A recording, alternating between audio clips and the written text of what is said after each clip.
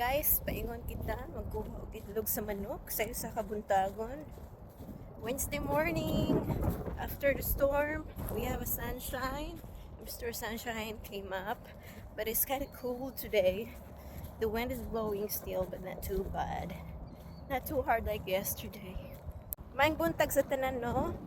Tugna kay diri mga langga. Bagyo may gahapon. Ibagyo gahapon, ang lupad ang among mga kuananan sa tanom. Katong nag-install nila nga portable greenhouse. Wala pa nagamit, naguba na siya. So, mga adto to dito, mag-harvest tao, itlog kadali lang. Okay, ganawa na ito, kung saan inayitap yan sa mga manok po, no? Kaya grabe yun, kahangin gahapon. Baliduhag yun kaadlaw ba? Ay, gano'n. Okay. Mag-harvest na po tag-itlog. Diyan po ng mga manok. Kuan na po. Alam sila itlog gamay ra pod lagi.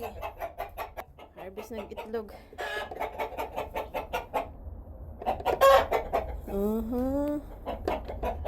Isig mayabon sa ano lamang. Uy, tinhi daghan-daghan diri gadapita.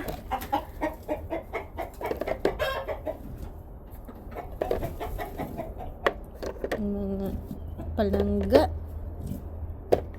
Grasya, salamat sa Ginoo, no? Naapa. Oh, ubay-ubay gid nga tong nakuha karon ng langga, oh. Mao ni nga to ang harvest karong adlaw. Salamat sa Ginoo. Ubay-ubay nga to ang harvest karong adlaw. Tugnaw. Unya gigutong pud ko. Di ato sa ning pakaunon ang mga manok in town pud. Tagara ba ta nila mga itlog in town? Hi everybody, good morning. You got cold? Oh, thank you for the eggs mga loves. Thank you for the eggs. Salamat. Bye-bye. Pakanon sa nato mga loves. Pakanon nato kay panggutom na sila. Okay, ready na gid sila nga mukaon mga palangga. We are feeding the chicken now. Ready to eat, guys? Okay. Yan na.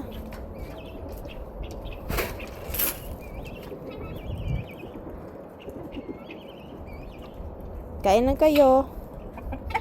I get some more.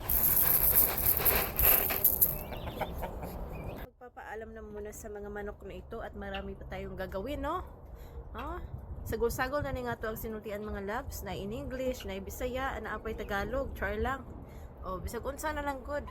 O, kay mga gipangtugnaw ni sila kay bagyo-bagyo man mi diri ah. O, sige na mga labs, babay na muna ha. Sige. Kunti lang kasi yung manok namin guys kasi ayaw namin ng crowded yung mga manok. Maghaharutan sila doon at mga laglag mga balahibo, diba? So hindi na sila healthy. Kaya maluwang doon sa kanila. Baka mamaya ay dagdagan namin ng siguro mga 4 na manok para magpaitlog. Yun lang. Ayan.